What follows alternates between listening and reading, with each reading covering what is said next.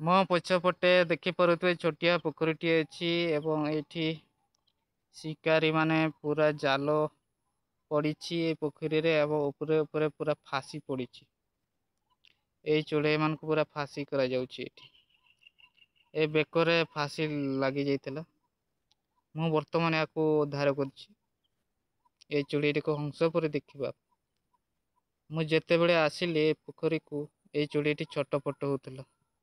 ମୁଁ ଭାବିଲି ଏଠି କଣ ପାଇଁ ଛଟପଟ ହଉଛି ପୋଖରୀରେ। ପ୍ୟାଣ୍ଟ ସାର୍ଟ ଖୋଲିକି ମୁଁ ପୋଖରୀ ଭିତରକୁ ପଶିଲି ଏବଂ ଏଟାକୁ ଧରିଲା ବେଳକୁ ତା ବେକରେ ପୁରା ଲାଗି ଯାଇଥିଲା ଫାସି ଏବଂ ମୁଁ ବର୍ତ୍ତମାନ ୟାକୁ ଉଦ୍ଧାର କରିଛି। ବର୍ତ୍ତମାନ ୟାକୁ ମୁଁ ଛାଡ଼ି ଦଉଛି। ଆଉ ଶିକାରୀ ପାଖରୁ ତୁ ପଡ଼ିଥାନ୍ତୁ ଯଦି ବର୍ତ୍ତମାନ ତୋତେ ଖାଇ ଦେଇଥାନ୍ତି। ଘରକୁ ନେଇକି ପୁରା ତୋତେ ଚାଖଣା କରି ଦେଇଥାନ୍ତି। ମୁଁ ବର୍ତ୍ତମାନ ଛାଡ଼ି ଦଉଛି।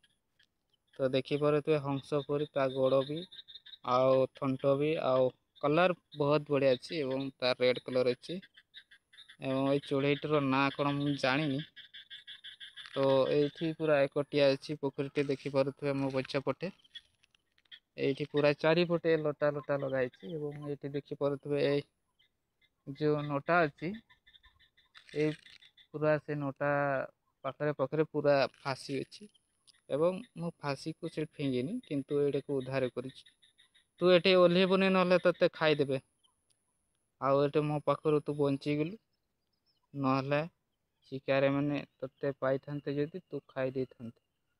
ଠିକ୍ ଅଛି ମୁଁ ୟାକୁ ଛାଡ଼ି ଦଉଛି। ବର୍ତ୍ତମାନ ଏଇ ସନ୍ଧ୍ୟା ହେଇ ଆସୁଛି ତ ଏଇଠି ବହୁତ ଏକୁଟିଆ ଅଛି ପୋଖରୀ। ଆଉ ସେଥିପାଇଁ ମୁଁ ଛାଡ଼ିଦେ ତୁ ସାଙ୍ଗ ସହିତ ରହିବୁ। ଆଉ ଦେଖିପାରୁଥିବେ ଉଡ଼ି ବୁଲୁଛି ଗୋଟେ ଚଢ଼େଇ ୟାର ସାଙ୍ଗ ବୋଧେ।